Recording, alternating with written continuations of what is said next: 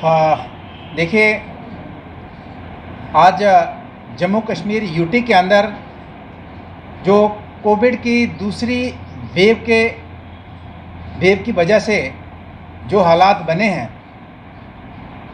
उन हालात के लिए यहाँ की यूटी सरकार पूरे तरीके से ज़िम्मेदार है। क्योंकि मैंने शायद पहले भी कहा कि जब दूसरी वेव आई तो ऐसा नहीं है कि जम्मू कश्मीर से ये दूसरी वेव स्टार्ट हुई है।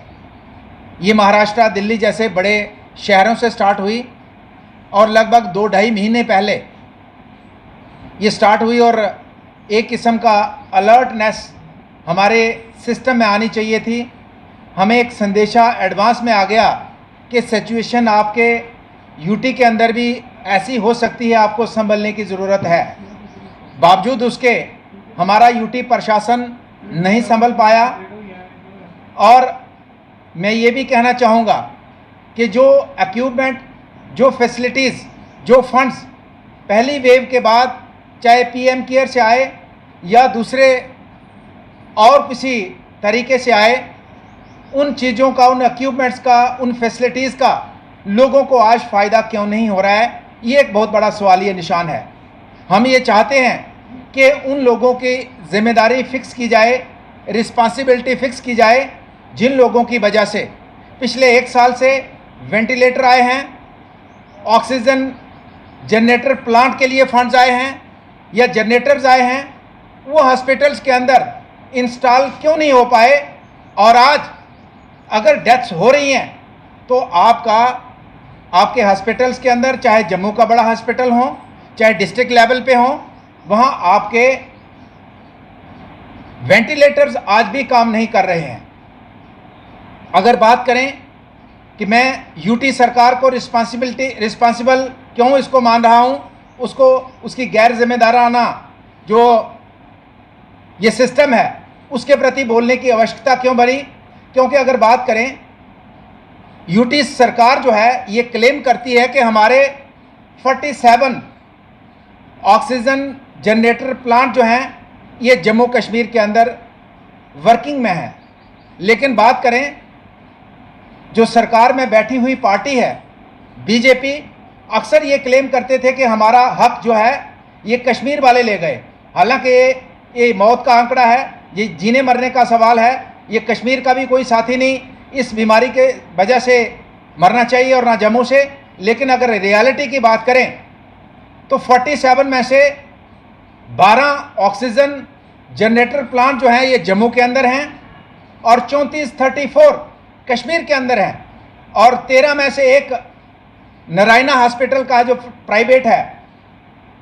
और उसमें मैं ये बात करूंगा कि आज अगर पूरे जम्मू प्रांत के अंदर ऑक्सीजन सप्लाई की जा रही है, वो उधमपुर की देन है। और सरकार इसमें अपनी बाई अपनी पीठ नहीं थपथपा सकती है। ये किसी सरकार की वजह से उधमपुर का जो प्लांट है वो किसी प्राइवेट पार्टी ने आज से कई वर्ष पहले लगाया था और उसको दोबारा चालू किया। और ये सरकार की कोई बाई लूटने की गुंजाइश नहीं है।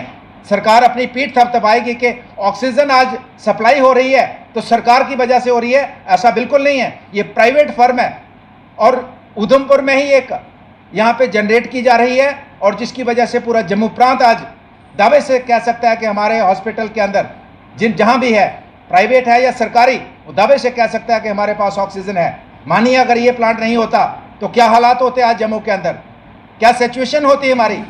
तो इसलिए सरकार भाई उस चीज़ की लूटती है जिसमें सरकार का कोई रोल नहीं है। इस ऑक्सीजन, मुझे पता है जब यहाँ पे कोई फैक्ट्री लगाने आता है 5-5 साल उसको छोटी सी फाइल को छोटे से सिग्नेचर करवाने के लिए ऑफिसर के पीछे घूमना पड़ता है। ये सरकार कोई हेल्प नहीं करती है, प्रशासन की हेल्प नहीं होती है। तो इसलिए मैं कहना चाहूँगा कि आज भारतीय जनता पार्टी लोगों को जवाब दे। केंद्र के अंदर आपकी सरकार है, यूटी के अंदर आपकी सरकार है और आपके 12 ऑक्सीजन जनरेटर प्लांट और कश्मीर के अंदर 34, ये जवाबदेह है। और यही वजह है कि आज अगर 70 मौतें होती हैं, 60 होती हैं, तो उसमें 80% जम्मू से मौतें हो रही हैं इस कोविड की वजह से, क्योंकि हमारे पास वेंटिलेटर नहीं। और वेंटिलेटर आए तो आज तक आप जम्मू के हॉस्पिटल्स में देखिए, डिस्ट्रिक्ट हॉस्पिटल में देखिए, उधमपुर जिला हॉस्पिटल में देखिए कि आपके पेशेंट जो हैं, अटेंडेंट हैं, वो मजबूर हैं आज वेंटिलेटर चलाने के लिए, क्योंकि उनको पता है जीना या मरना है, आज खुद चलाने के लिए मजबूर हैं। और मैंने पहले भी बताया कि इन वेंटिलेटर को एक्टिवेट करने के लिए, फंक्शनल करने के लिए अगर वहाँ के पैरामेडिकल स्टाफ को एक हफ्ते 10 दिन की ट्रेनिंग दी जाए तो उनको फंक्शनल किया जा सकता है। जब 15-20 दिन बाद ये बिहेवियर डाउन हो जाएगी, फिर आप उनको एक्टिवेट करेंगे, फंक्शनल करेंगे, फिर क्या फ़ायदा? जो मौतें हो रही हैं वो उनका जवाबदेह कौन होगा? तो इसलिए मैं कहना चाहूँगा, अगर बात करें कश्मीर के अंदर 26,915 LPM जो ऑक्सीजन है वहाँ पे जनरेट होती है, और जम्मू के अंदर 12,016 LPM। तो आप अंदाज़ा लगाइए कि 50-50 आधे का फ़र्क है। और ऑक्सीजन जनरेटर प्लांट की तो मैंने आपको बात बता दी।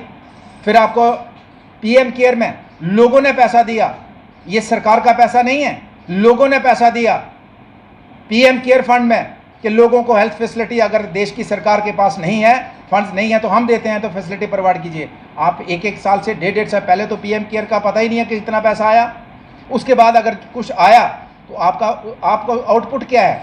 आज मैं पूछना चाहता हूँ UT सरकार से, LG साहब ने आज से 4 दिन पहले ये अनाउंस किया कि जो भी पॉजिटिव पेशेंट हैं, जो घर में क्वारंटाइन हैं, उनको एक किट दी जाएगी जिसमें आपका ऑक्सीमीटर, जिसमें आपका पैरास्टामोल, लिम्सी या 2-3 किस्म की दवाएं, उसके एक किट बना के आपको दी जाएगी। कब दी जाएगी? जब किसी की डेथ हो जाएगी, उसके बाद दी जाएगी। आप ही कहते हैं कि इसका पहले 5-6 दिन में ज़्यादा असर होता है, जब दूसरी वेव में उससे अगर सर्वाइव करता है तो फिर चांसेस बन जाते हैं। तो अब 4 दिन तो हो गए हैं, और वैसे भी 15-20 दिन से लोग इंतज़ार में हैं। अनाउंसमेंट तो हो जाती है लेकिन ग्राउंड पे कुछ नहीं है। इसलिए हम ये कहते हैं कि UT सरकार पूरे तरीके से विफल है, और इस कोविड की वेव को रोकने में और लोगों को फैसिलिटीज़ प्रोवाइड करने में भारतीय जनता पार्टी की सरकार और UT सरकार पूरे तरीके से फेल है। तो मैं लोगों से अपील करना चाहता हूँ, जब से ये वेव आई है, हमारी NGO, चाहे पिछली वेव आई हो चाहे आज की है, हमारी NGO डोगरा क्रांति दल पूरे तरीके से एक्टिव है। जैसे हमने कल देखा कि यहाँ आज सुबह देखा कि जाना चाहती हैं, 10-20 मेंबर हैं उनके, और उनको होटल से बाहर आना पड़ा, क्योंकि होटल में 10-15 दिन रुकने के बाद होटल वाले ने भी कहा कि वे 15 दिन से ज़्यादा नहीं रोक सकता। शाम को कहीं मैं भी था नहीं, लेकिन ऑफिस में वो फैमिली आई और उन्होंने कहा कि हमें किसी ने भेजा है कि आपकी NGO के पास, तो हमने कहा क्या मदद कर सकते हैं? तो उन्होंने कहा फ़िलहाल खाना, तो हमारा लंगर तो बना है, तो जो उनको खाना इमीडिएटली चाहिए था उनको मिला, और उनको नंबर भी दे दिया, मैसेज भी दिया कि किसी किस्म की ज़रूरत होती है तो आप हमारे साथ पास आइए। कभी बेड सोने के अलावा खेल का मैदान होता है,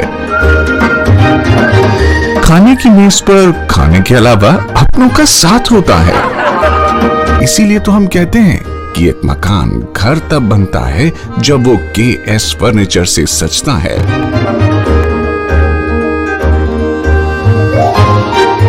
रिश्तों की मिठास का एहसास KS फर्नीचर के साथ।